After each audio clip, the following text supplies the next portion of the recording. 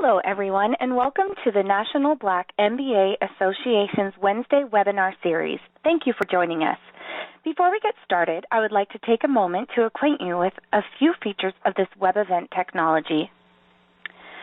At any time, you may adjust your audio using your computer volume settings. On the right-hand side of your screen, you will see a Q&A window. To submit a question, type your question into the small text box at the bottom. When finished, click the Send button. You may do this at any time during the program. All questions that you submit are only seen by today's presenters. Questions will be responded to in the order in which they are received and will be addressed at the end of the presentation. However, please note that due to time constraints, our speakers may not respond to all questions submitted. At this time, I would like to introduce our speaker, Finney Cross. Finney Cross is the Field Marketing Manager for the Americas region at the Graduate Management Admission Council. In this role, she connects with candidates all over North and South America to promote the value proposition of graduate management education and the GMAT exam to candidates interested in pursuing careers in business. She also conducts market research to determine the best ways to reach, engage, and inform future prospective business school students. Welcome, Finney.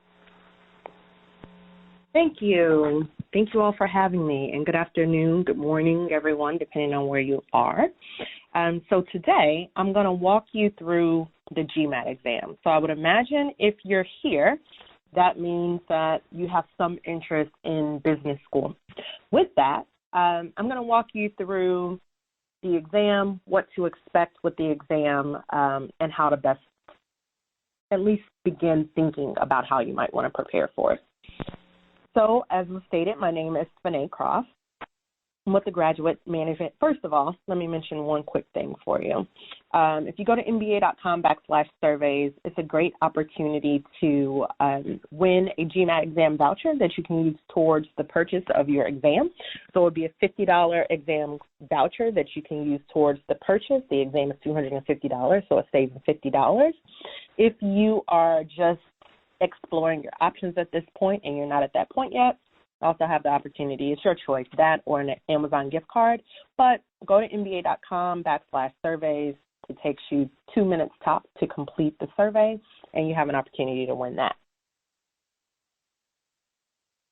As was already stated, brief introduction of who I am, Field Marketing Manager. I basically travel throughout the country giving presentations like this, meeting candidates, addressing candidates' needs, learning about what's important to you, bringing that back to the organization, and seeing how we might make those changes to best serve our different candidate audiences and populations.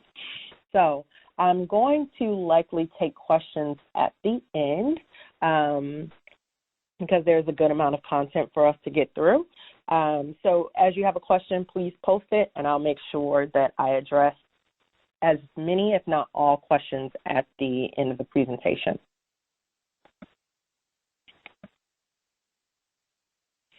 So today we're going to talk about how the exam is used in the application process, why the schools ultimately use it, why it's a part at all, or is it just this extra piece in the chain to kind of make it more difficult for you to get into business school programs. So hopefully through this conversation we'll clear that up. We'll talk about the exam itself, what it is, what you can expect on it, how it's structured, facts about the exam, how much it costs, where you go to register, that kind of thing.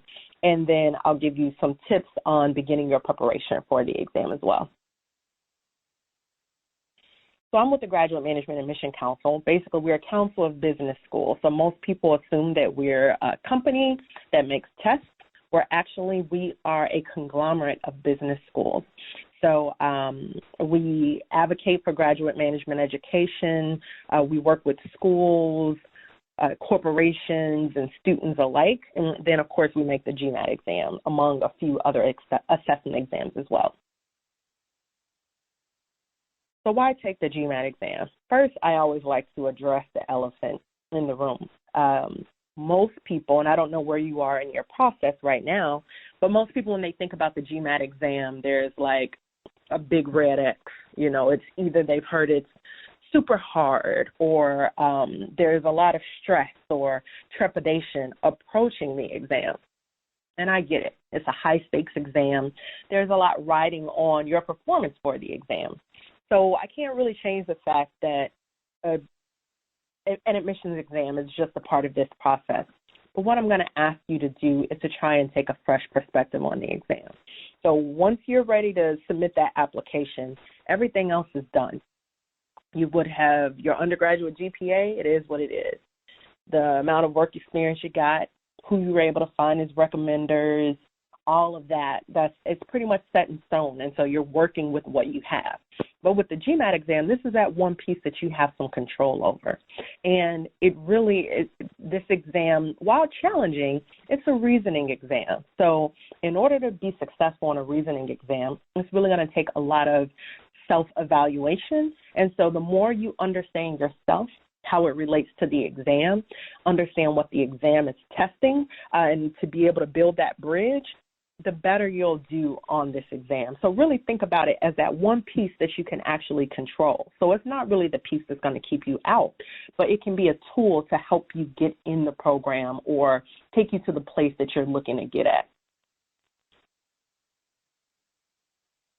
The GMAT exam, ultimately, as I said, we are a council of business schools, so the exam was essentially designed by business schools for business school applications or entry into programs.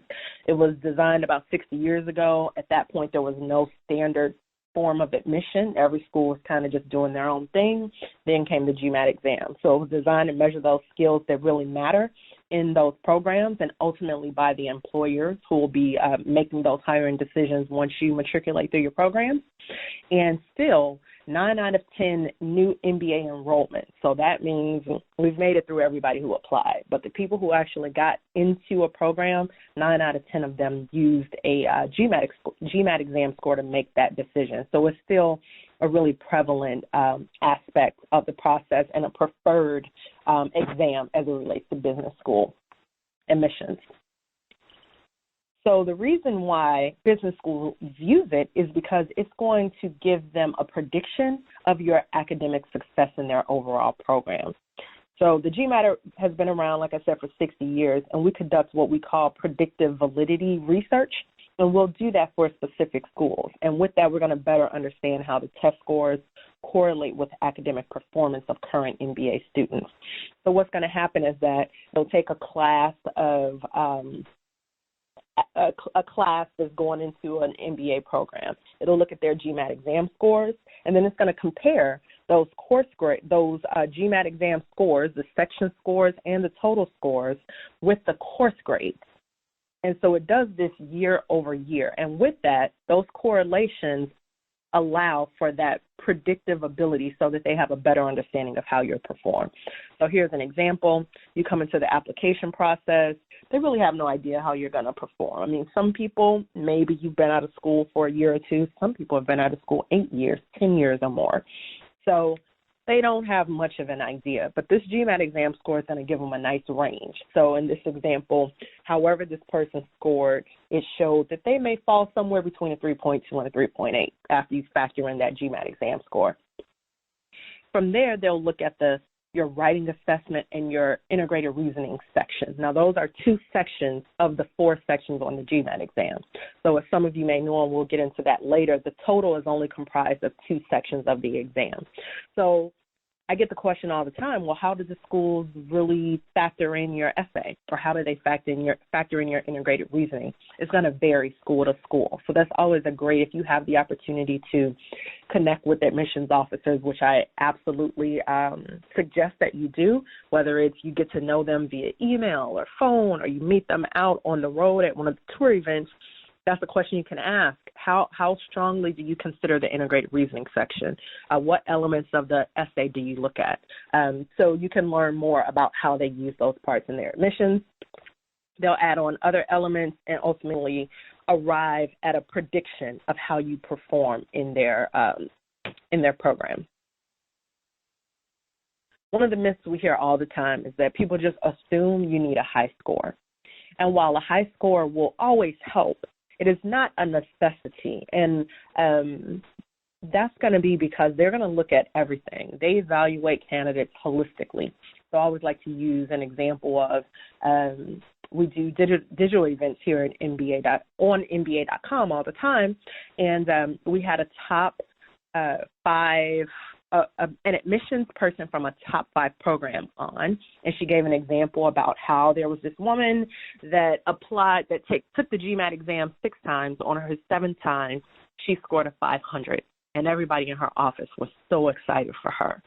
Now, I'm not suggesting by any means, hey, just take the exam, whatever score you get, submit it.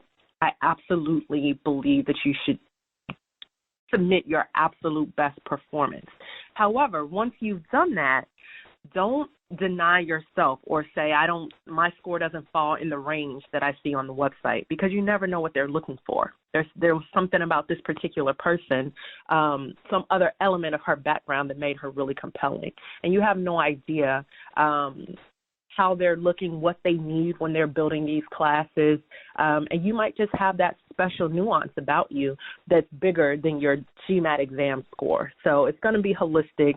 When you're submitting your applications, if you're applying to 3 different schools, you should have 3 pretty distinct applications, because you're going to want to tailor your commentary and the things you highlight to fit that particular school and how you might align with that school. And that might be different one versus the next. So just think about that. Remember, it's just one piece of the application. It's a piece that is relevant and that matters, but it's just one piece. So just always keep that in mind, and don't put too much stress on the exam itself.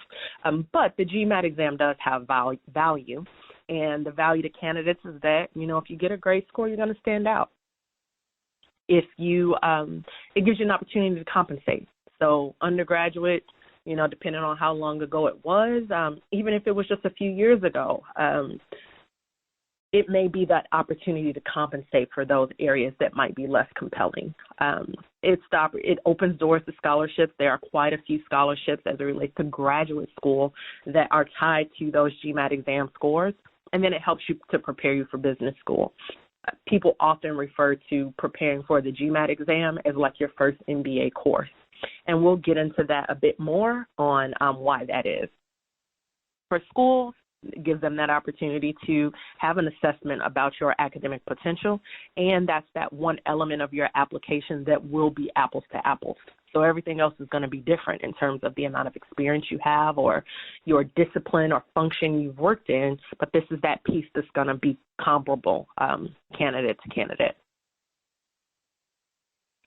So I mentioned that this exam is going to be like preparation for school. And that's really because the GMAT exam is computer adaptive. So if the last exam you took was, say, an SAT or an ACT, this is going to be really different.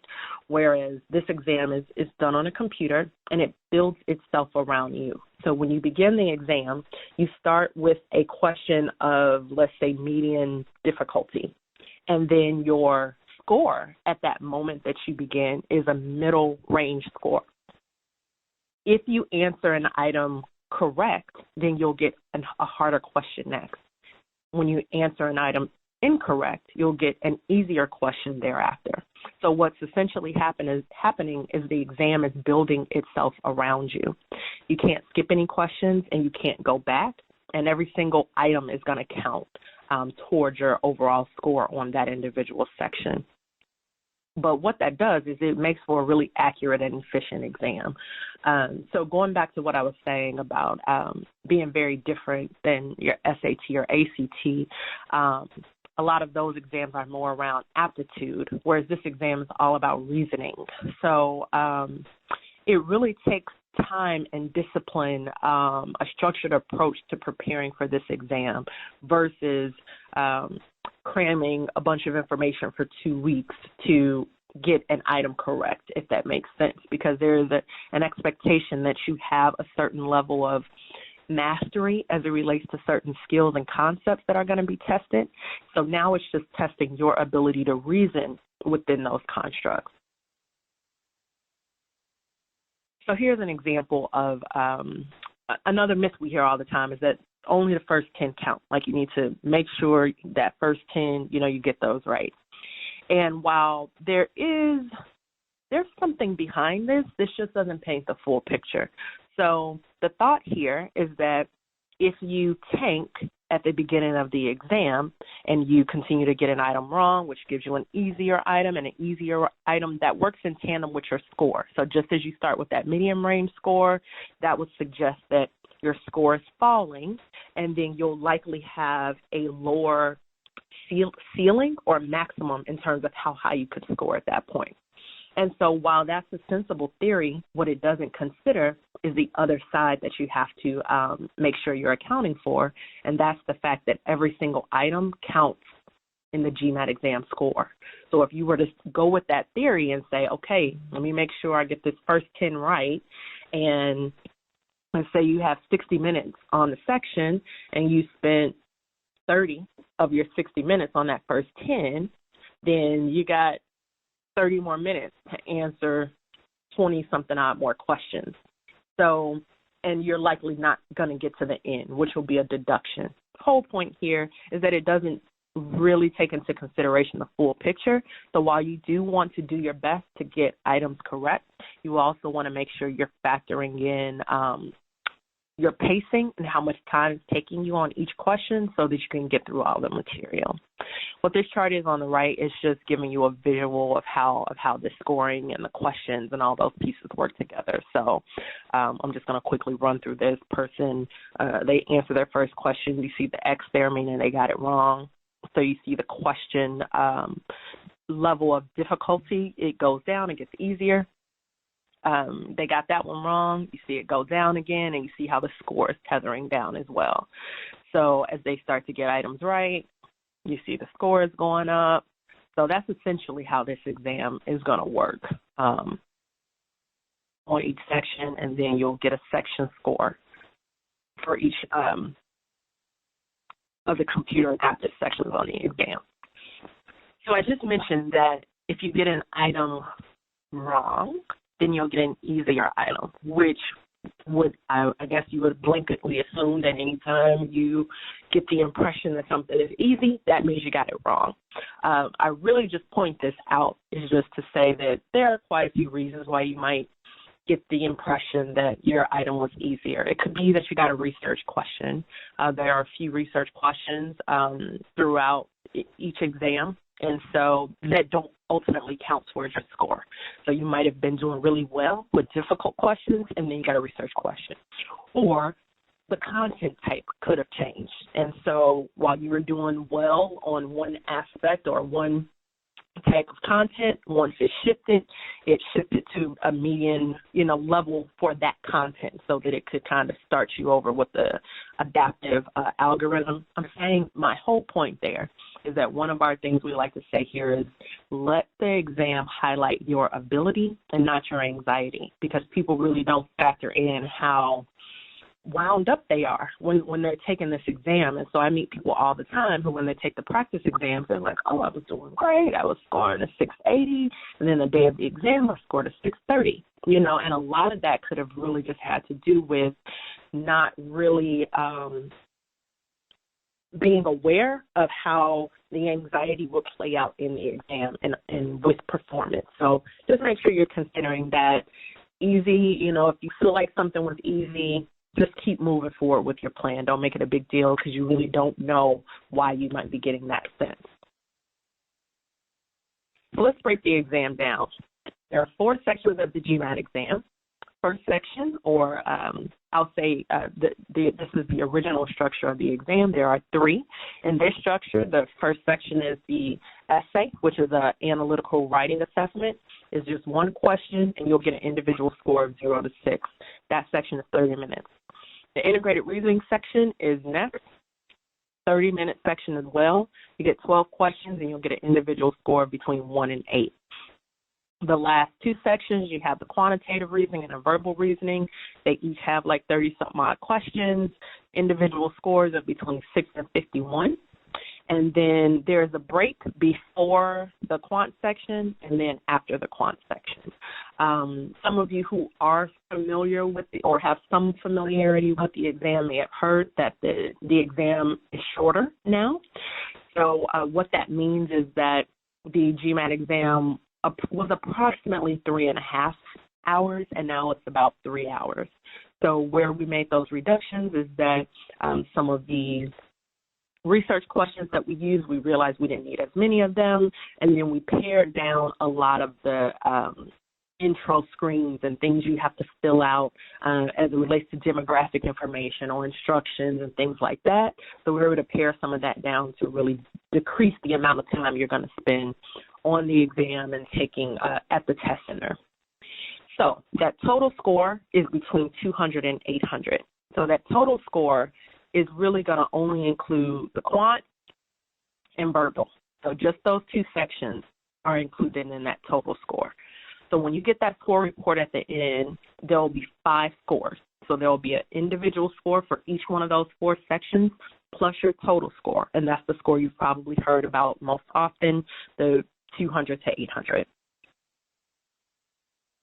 Additionally, you can select the order that you want to take the exam in. This is another recent change that happened, I would say, about 7 or 8 months ago. And basically, you have the opportunity to take the exam in various structures. So you can use the one that I just showed you, or you can basically shift verbal or quant to the beginning of the exam. We don't really have any data at this point that suggests that taking the exam one way versus another leads to better outcomes per se. Now, what I can say is that anecdotally, when we've done we've gotten our feedback from candidates and things like that, when they are doing various orders on the practice exams, we've heard people say they've seen increases of maybe like 30 points. Now, going back to what I just said about one doesn't lead to better scoring outcomes, the reason we make this decision is because we're always looking for opportunities to make the exam just more palatable for the people who have to take it, for the test takers. So we were able to allow you to shift the order without impacting the algorithm of the score. So the best way to think about this is going back to that really understanding yourself. What type of person are you as it relates to test taking? Are you a person who starts off on 10 and then you kind of lose steam as you go? If that's the case, you might want to complete the sections that are most challenging for you initially, and then ease into the ones that are easier because you're going to kind of taper off. Or if you're someone who likes to ease into things, build your confidence as you go, you may want to start with the sections that you find easier and then build up to the ones that you believe are most challenging. So again, completely up to you, but it does seem that when people find a structure that works better for them, they can see an outcome or an increase in terms of their scoring outcome. I'm not going to really go through this entire slide. The purpose of it is really just to highlight that the GMAT exam was created to measure those skills you need in business programs. So each section was designed to address or those skill expectations. So, for example, the writing assessment is an analysis of an argument, and ultimately, in business school programs, you're going to be asked to analyze arguments, take an informed position, and write clearly and effectively. So that was the basis for each of the sections. So here I'm going to walk you through each section of the exam. I have examples of each question type. I'll quickly put them on the screen, but I'm not going to spend a ton of time on them. If you're interested in examples, you can go to NBA.com and get question examples. Sign up for our newsletter. You'll get a question of the month each month, and then we'll talk about our prep products and the things we have available. So it's more so just to get your feet wet so you can see what it is, but I'm not going to fully explore each question. So the analytical writing assessment, that's basically it's an analysis of an argument, and ultimately what the exam is looking for you to do on this section is to take a position. So in this particular case, you were given an argument up top in bold, and below it says, discuss how well reasoned you find this argument. In your discussion, be sure to analyze the line of reasoning and use of evidence in the argument. So that is what you want to focus on. Ultimately, it'll give you some additional insight or suggestions on how you might want to go about doing that. but you got to remember that you got 30 minutes on this section, so you're really looking to take a position on the argument and then use examples that would that you feel like would examples from it that you feel like make it a solid argument, or provide counter examples or alternate explanations that you think would make it stronger. So that's that. It's really not about being verbose or extremely lengthy as much as it's about clearly and concisely communicating your position and doing that in the time allotted. So integrated reasoning, this section is, if you've been in the workforce at all, this is going to be most similar to what you've experienced. It's kind of like a mix between verbal and quantitative, and so I'll go into a few of the examples. One thing I want to note about integrated reasoning is that when you begin preparing for the GMAT exam, this is the only section of the exam where you can use a calculator. So in the quantitative section, the section people consider more math focused, there's no calculator. So don't even begin your studies with it, because that'll be, a learning curve or just an adjustment you'll have to make to move from having it to not having it. So you can use a calculator on this section. Also, another note with integrated reasoning is that this is all about taking pieces of information from various sources to ultimately solve a problem or make decisions. And so, as I mentioned, there are 12 questions, but each question may have 3 to 4 subparts included in that section. And in order to get the answer right on an integrated reasoning question, you need to answer all of the sub-questions correctly. So that's just another note to remember when you're preparing for this section, and how much time you're going to spend or what effort you're going to put into it. It's really important to try and get all of the sub-answers correct. So 4 different question types in integrated reasoning. The first one is multi-source reasoning. The screen, I'm not sure how big it is on your system, but you may be able to see there are 3 emails. So ultimately, you'd be tabbing between those 3 emails to answer a set of questions. There's table analysis. You're going to evaluate information included in a table. You can sort it various different ways to ultimately answer the questions. Graphics interpretation, which is pretty just as it's stated. The only nuance with the graphics interpretation is that the questions thereafter will be included in these statements, as you can see, and then you would select the item in the drop-down list to make the statement ultimately correct. And then 2-part analysis, that's basically where you're going to be looking at a solution, but you will be evaluating it from 2 different perspectives. So that's 2-part analysis. So the quantitative reasoning section, I spoke earlier, and I'm going to go right to the myth that is associated with that one. People just assume, like, oh, the GMAT exam, that's about to be some high-level math there. Well, really it isn't. GMAT exam, 10th grade, once you've reached 10th grade or completed 10th grade, you've seen everything that's going to be on the GMAT exam.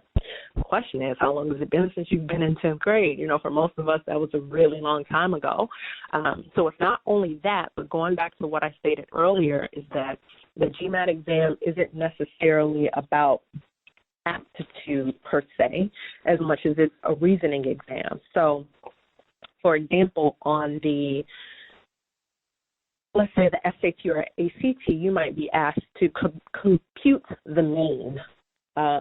Whereas on the GMAT exam, you might be asked, well, what's going to happen to the mean, median, and standard deviation if you change X?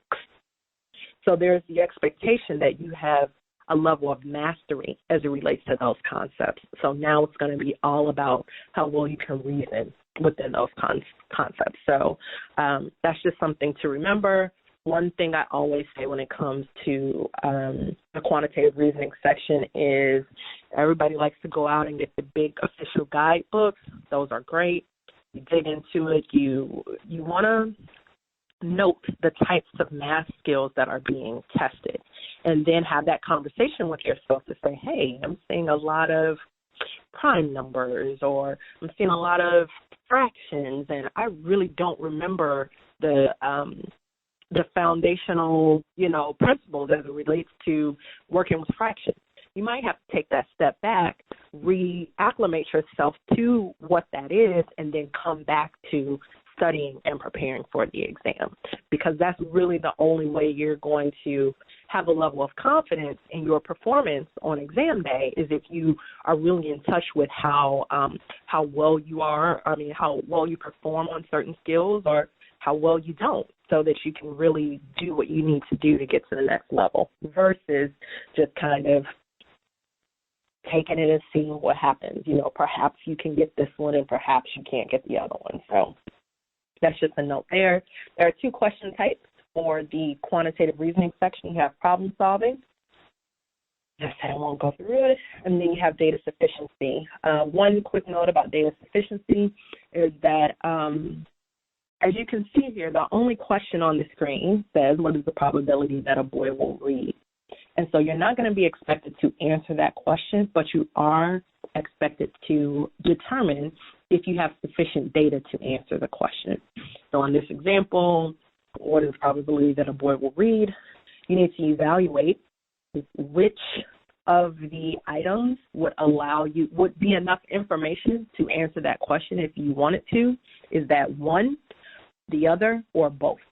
And so the items A through E, the answers A through E are going to be the same for each data sufficiency question. So the more you practice those, they're a little different, in terms of how you think about it. So definitely spend some time there, get comfortable with what A through E is so that as you're whipping through, you don't even have to read it. You know what C is automatically, and you just save yourself 5 seconds on the next question. So that's another note there. Verbal reasoning, pretty straightforward. You have a reading comprehension question type. There are 3 question types for this section.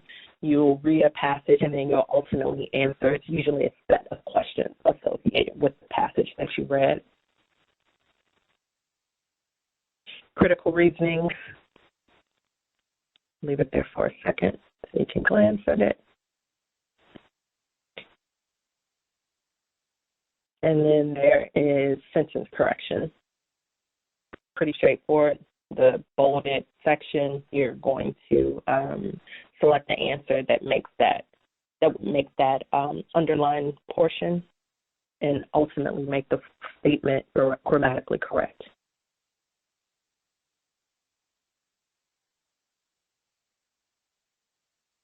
So that's the exam in a nutshell. That's what it consists of. That's why it works. That's how it works. Hopefully I've given you a solid understanding of what the exam is. So now let's talk about what happens registering for the exam, when you get your score, what you do next. So when you register for the exam, you're going to do that on MBA.com. You'll register in advance, so you can register, I believe, within as early as 6 months out or as late as 48 hours before. So it's a nice big window, unlike some of the accounting exams or exams that are only offered at certain times of the year. The GMAT exam is offered throughout the year. Pearson VUE administers our exams for us, so go on to MBA.com. You can find the button that allows you to figure out where the test centers are. And like in the example here, you can see that there are maybe 4 test centers in the area. You'll want to check the schedules because since they are Pearson VUE, they deliver exams for many organizations. So their schedules vary per location at the test times and the test days that they're available. So check multiple to get the best idea of your options. The exam costs $250. Now, that's $250 every time you take the exam. I mention that because it seems like people just assume, oh, well, if I take it again, of course there'll be a discount. There's no discount. So you just want to make sure you're factoring that in as you're beginning this journey, how much you're willing to spend, how much you're willing to invest. because that's going to matter. You know, maybe you do a lot more upfront so that you don't get to take the exam once. I don't know. But the exam is $250. You can test up to 5 times within a 12-month period. If you're going to test again, however, you want to consider that there's a 16-day waiting period. So that means, let's say your exam is scheduled for September 1st. If you decided you wanted to take that test again, you have to wait until at least September 17th before you would be able to take the exam again. So that's important because as you get closer to those application deadlines, you want to make sure that you build in enough time that should you want to test again, you'll have enough time to do that, get your scores back and everything before your application deadlines. Your score is valid for 5 years. Really important note. If you are at a point in your career, let's say you have some time off from work or you just recently graduated undergrad or you haven't finished, you want to consider that that score is valid for 5 years, and it's really best to take the exam when you can prepare for it best. So if you're in a situation where you find yourself into a situation where you have more time on your hands or you can really put that extra, your best foot forward with preparing, go ahead and get it out the way, and then you can just have your exam kind of sitting, waiting for when you're ready to submit that score. Now, included in the price of your GMAT exam is the opportunity to send your scores to up to 5 programs. Now, that's kind of a use it or lose it deal. So what that means is when you pay for your exam, you're scheduled to go on June 1 to take your exam. When you get there on June 1st, that's when you're going to submit your schools of choice. So if you don't know what schools you're interested in at the time, like I said in the previous example, then that means that you wouldn't send to any programs, which you would forfeit those 5 score sends. What I usually say there is you can always purchase an additional score report. I think it's around $30. It's going to just benefit you to have had that out the way. You got the score you wanted, and you purchase the additional score report later. Or, for example, there are a lot of people who want to apply to more than 5 programs. You have the additional score report available for you should you want to do that.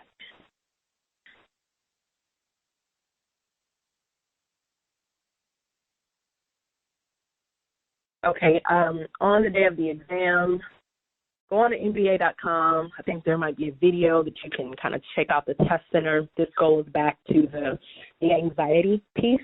There are quite a few elements of the check-in process. So you'll have to scan your ID or your passport. You're getting a digital photo taken. You do a palm vein scan like the picture you see on the right. There are quite a few steps, so just knowing what to expect is just another piece that can help you to be more relaxed and confident on the day of the exam. So make sure if you're at a fair, this little guide in the middle, you'll see that sitting on the table, grab one, but just get the information you need so that you know what to expect. So once you get done with the exam, you answer your final question or you finish typing your essay, you hit enter, your score is going to pop up. So we talked about that you'll receive 5 scores. On the preview or this unofficial score report, you'll only see 4. So you'll see your individual score for the integrated reasoning section, the verbal, the quant, and your total score. The analytical writing assessment won't be there. And that's because it's scored by both a person and a computer, so that wouldn't be available at the end. Saying that to say, you'll have a lot of information you need to make a decision on whether you want to cancel or accept your score. So at the end of the exam, you've seen your score. You have 2 minutes to decide if you want to cancel your score or if you want to accept your score. The 2 minutes is basically just to kind of keep the process moving because, again, given the nature of it, someone could sit there like for 6 minutes staring back and forth at it, trying to figure out what they're going to do. So we'll give you that 2-minute window. Because you have a 2-minute window, we typically say, hey, come into the test center knowing what your range is. I'm looking to get 650 or higher. and you're going to cancel anything under that. Whatever works for you, but kind of know that idea. You can cancel at the test center for free. However, if you get buyer's remorse and you leave the test center and it's keeping you up at night, that you just don't want that score on your score report, you can cancel it within 72 hours for a fee of $25. More insight on canceling your score. So if you cancel your score, it really just it erases any record of that test. So no one will see that you ever registered for an exam. There will be no record of the exam. So if I am Finney Business School and you submit your application to me and you took the exam in October and you took it in December, but you canceled the one in December, the only thing I would see is this exam from October. So no information about canceling the score should you choose to do that. I get a question all the time, well, what's the purpose? Why would I cancel versus why would I keep? It's really just another opportunity to help you present yourself on your own terms. So you have some people that they accept every score, and so maybe someone accepted their score and they got a 500 and they took it again and they got a 600. And so their conversation with their school, they're talking about what they did to increase their score or the measures they took. Someone else, they get a 500 and then they get a 600 next. They never wanted the 500. They canceled that. So the only thing they presented was the 600. So it's really just up to you in terms of your narrative, how you would like to present yourself. The opportunities are available to you. You can reinstate a cancel score. So there are a lot of options. They can be pretty confusing. So one of the great things about being on this session is hopefully you walk away with some clarity, knowing, how you're going to launch forward and what to do with this information. But you can reinstate a cancel score for $50. I'll give you an example of when you might want to do that. So let's say you take the exam, you had your threshold, you said 650, and you got a 640. And so you just immediately canceled your score with the intention that you would take it again. And life happened, and then you got too busy. Or you started talking with schools or you talked with a mentor and they said, hey, the 640 is pretty strong based on the type of program that you're interested in. I think you're okay with that score. You can reach back and access the score should you need to. So it's just something you want to be mindful of. So that's that. Enhanced Score Report is a nice tool if you cancel your score for whatever reason, because I won't even say if you cancel your score, if you plan to test again. So some people cancel their scores and then they want to get an enhanced score report. Some people, they're just going to test again. You took it, you got a great score, but you just want to see if it's going to be higher. This is going to give you a breakdown of your performance on that particular exam. So it'll give you information about your pacing on each section, the percentage you got right versus wrong, your percentiles on each section. So it's a lot of nice insight to help you as you prepare for that next exam, and then even to speak to the admissions staff about your skills and things like that. So it's a nice tool to use. Preparation. Get the question all the time, how much time should I spend preparing? It's going to depend. There's really no blanket across the board answer that I could give. What I can say, though, is that if you look at that chart on the left, the blue one, can you guys still see my slides? It said my connection was lost. I hope you're still here. Give me 1 second. I don't know if that was on my end or if it was on the server end.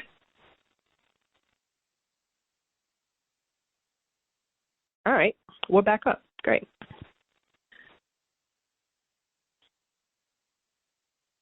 Okay, so if you look at the chart on the left, you see that's going from left to right, from scores less than 400 up to 700 or greater. The story that's being told is the more hours you put into preparing for the exam, the better outcomes you can expect. So most folks who got 700 or greater, they spent 80 to 100 hours preparing for the exam. Now, that's not 80 to 100 hours a week. That's 80 to 100 total hours. But I always like to point to the chart on the right. And if you look at that far bar on the right-hand side, you'll see that's the United States. And on average, we spend 40 hours preparing for the exam. So the thing here is that it takes some effort to get to that 80 hours. And going back to thinking about this as your first B school class, it really takes a certain amount of discipline, consistency, structure to be able to bank that number of hours. But statistics show that the more time you put into this exam, the more you're mirroring the test center conditions, meaning using official questions, making sure your environment is going to be similar to that of a test center, the better you're going to do. So just keep that in mind. GMAT, we don't do any prep courses or anything like that, but we are a great resource when it comes to GMAT or GMAT material or information. So all of our prep products include retired questions from previous GMAT exams. So it's going to be a great resource to use when you're looking for the types of content that you can expect on the exam. So the GMAT official prep series, it has full-length practice exams. We offer 2 for free. So you see the numbers 1, 2, 3. You go on to NBA.com, you can download those first 2 for free. There's going to be a full-length exam. It's going to have the same exact scoring algorithm as that of the exam, so it'll give you a lot of insight on how you're likely to perform on exam day. But the most important thing I'd say about those exams, at least initially, is that it's going to give you a diagnostic, report of your performance on the exam, similar to that of the enhanced score report, where it'll tell you the percentage you got right versus wrong on the question types and things like that. So it really can help you to identify where you're strong and where you're weak and how you might want to approach preparing for this exam. Another little tip I like to throw in there is that we only have 6 exams. So if you're going to be one of those people that bank 80 hours of preparation, there's a chance you could go through 6 practice exams. If that's going to be the case, you want to make sure that you pepper in other practice exams or other ways to benchmark how you're doing, and be sure that you have at least a few GMAT official exams towards the end of your preparation, because we're going to be the only resource that's going to have that scoring algorithm and official GMAT retired questions. So like if you go with a test prep company's product, they design their questions and they design them to be pretty darn good and pretty close, but they aren't designed by my organization, so they won't be as comparable. So you just want to keep that in mind. One thing I like to note is just about the impact of preparation. So if you look at the charts, it just gives the percentages of the people who never use GMATPrep versus those who use GMATPrep. And as you can see, it's by using it even just one time, you see a 52-point increase in scores or a 10% increase in scores. Those who completed a full-on exam, you see that goes from never used up to completed at least one exam. That's like a 80-something point jump. So make sure you do it. It's a free resource to you, and I can't express how important preparation is. And oftentimes when we see disparities in terms of scoring outcomes, often you can associate the amount of preparation with that too. So keep it in mind. Again, study materials, we have a ton of them. Go on NBA.com. It'll give you everything you need to figure that out. NBA.com, great resource for you as well. And now I'm going to see what questions you all might have. You're asking, can you download the presentation slides? I don't believe there isn't currently a link to download the slides, but I believe that I'll have access to everyone who registered for this event. And so what we'll make sure is that we include a copy that can be reviewed in that follow-up. So we'll make sure to get something out to you. So I have a question about rescheduling the exam. And I don't have that amount in front of me. I'm going to ask you to go to NBA.com to do that research. I wish I could provide you the exact amount, but I can definitely tell you that it is not free to reschedule the exam. And if you, let's see, I might have some information here. So if you reschedule more than 7 days before the date, there's a $60 fee to reschedule, and that's each time you reschedule it. But it has to be more than 7 calendar days before your exam is scheduled. If you wait and get within that window of 7 days, it's just going to be $250.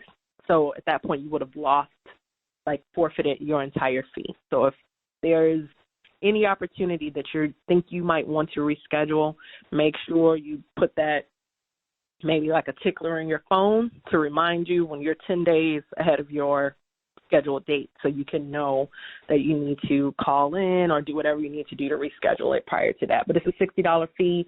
Make sure you do it before 7 days out.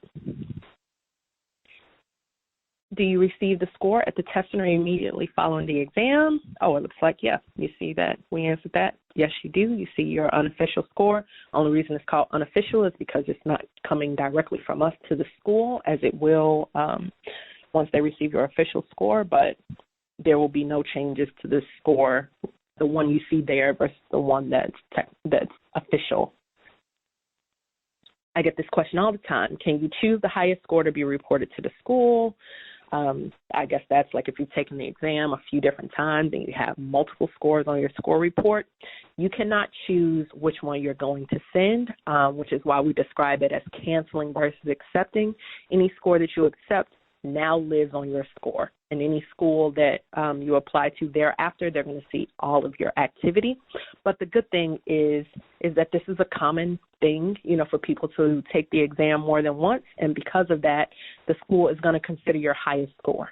And that is really because you have shown this is about your ability.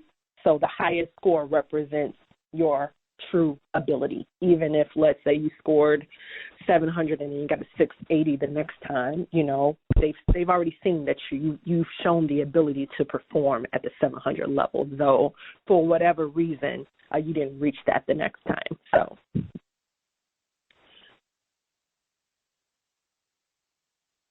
let's see. Something is blocking my, okay, move that.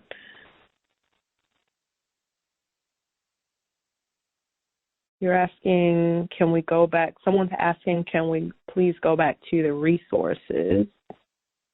I'm assuming that's one of these pages. But right now, I got another question. Okay.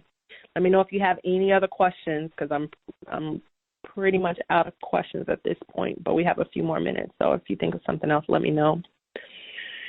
Are all the sections weighted equally toward the final score? Well, the only scores that are included in the GMAT total score are the quant and the verbal sections. It's really hard to say if they're weighted equally. That's a hard question to answer. I'm going to say no, but I can't tell you why, and I wish I could. It's just really that I don't know the nuances of the algorithm, not because I just don't know the information, but because it's not revealed to us.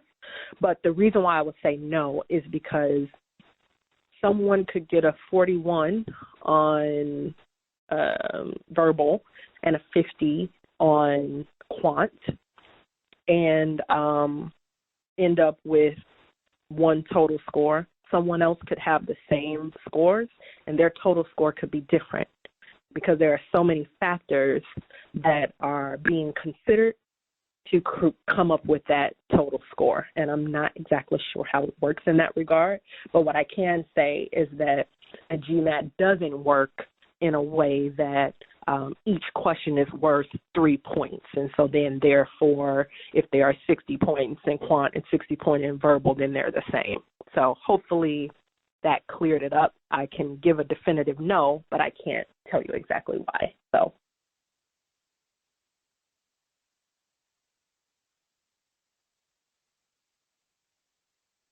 How did I end up in this role with GMAT? So before this, I was in a very different industry and different role. I worked for Tiffany & Company, and I was in their business sales division, which was great. It was just really different than this.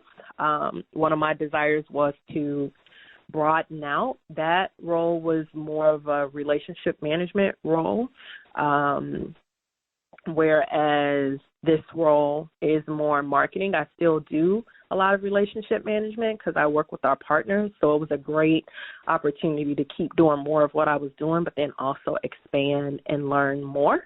But quite honestly, I kind of lucked up on it to a degree as well, though. You know, I was working with a recruiter at the time as I was looking for other opportunities, and it ended up just being a really, really good fit. So it embodied many of the things I was looking for. And so then I ended up here. And then I have another role prior to that where I worked in more of an educational industry, which I like as well. So it ended up just being a good fit. So thanks for asking. Hope that gave you what you were looking for. And it looks that the slides are available as a PDF right now. So there's that. We got like 3 more minutes. You're welcome, Natalie. If any questions, let me know.